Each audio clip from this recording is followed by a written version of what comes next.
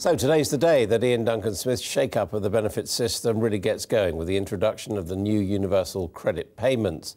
Initially, it will only affect a few claimants in Ashton under Lyne for now, but it will eventually change things for nearly 8 million people.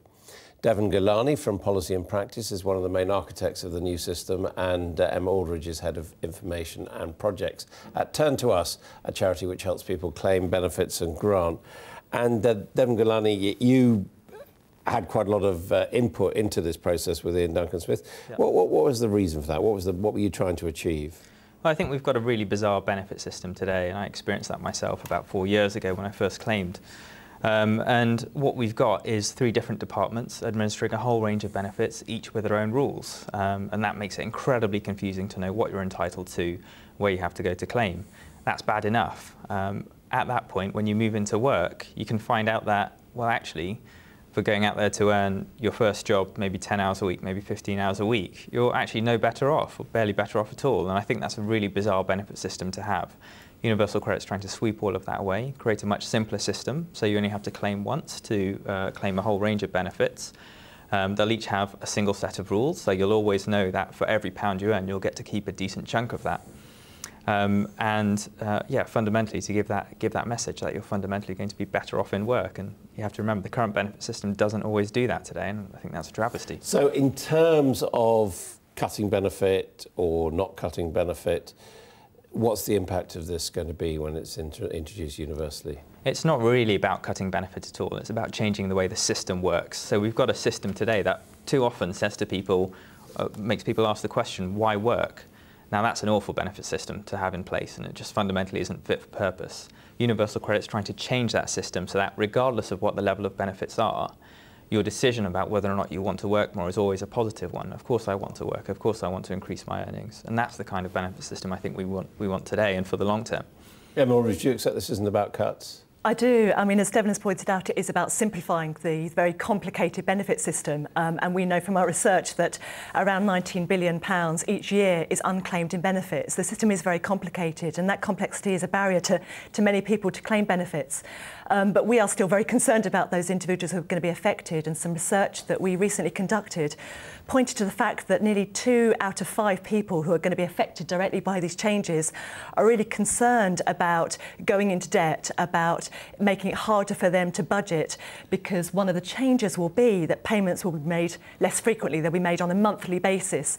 And for some people, that's a really big adjustment to make. But isn't that where, if you like, the sort of moral side of this comes in, that what Ian Duncan-Smith is trying to say is that people on benefits should behave like people on work, and most people in work these days are paid on a monthly basis?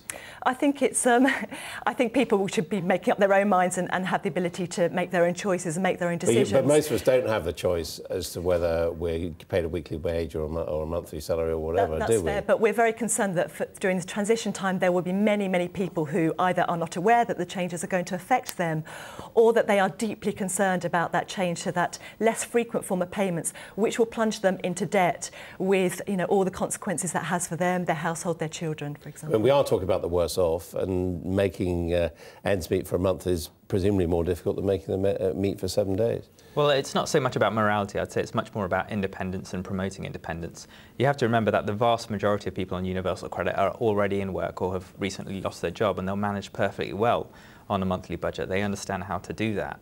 And I think we've got a benefit system today for those today that struggle, that just simply papers over the cracks, you know, pays their rent for them, rather than realising that if they were to overcome some of those challenges, at the moment it can act as a barrier to work. So under the current benefit system, when people move into work, all of a sudden they're responsible for paying their rent.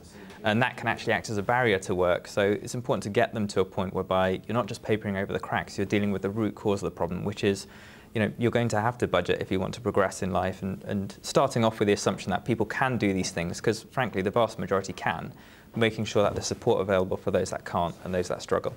How many people, what percentage do you reckon can't actually cope with this? Well, we know that over 2 in 5 people say that they'll find it very difficult to budget and moving to monthly payments. Also, about a quarter of people have told us that they're concerned about debt.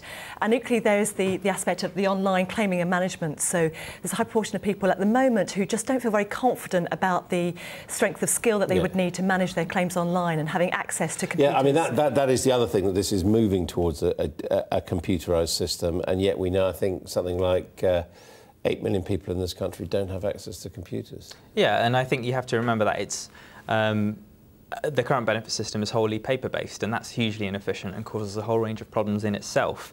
So the fact that a lot of people will be able to manage their claim online and make a single online claim, well, that takes a lot of energy and resources out of the system, so you can focus those resources on those that do need support. I mean, just because you have to make a claim online, you don't have to do it all by yourself. You may be able to go to a whole range, your job centre for support, perhaps your local library, perhaps another advice agency to help you make that claim in the same way you would do today with a paper claim. I mean, there have been complaints made about the claim form, the online claiming process. Do you think it could be made simpler? Oh, anything that simplifies the system, Turn to Us supports without a shadow of a doubt. We know that the complexity of the system, the complexity of the forms, and is this is a major less barrier. complex? Is this easier? It remains to be seen. You know, we're on the first day of a launch of a very small-scale pilot, and Turn to Us will be very interested in keeping an eye on how that's affecting this 19.5 billion pot of unclaimed benefits and whether we're seeing that going down over time, and we certainly hope it will. Revolutionary? Yeah, I think we're going from 3 different agencies to 1. That should massively simplify the system. People should always have that message that we're going to be better off in work. I think that is revolutionary. I think it's going to be a massive change for the better for the whole country.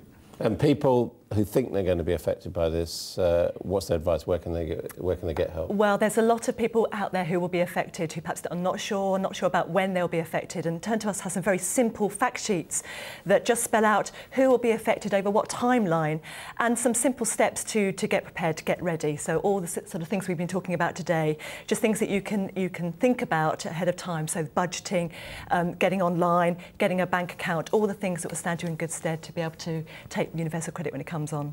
Thank you both very much. Thank you.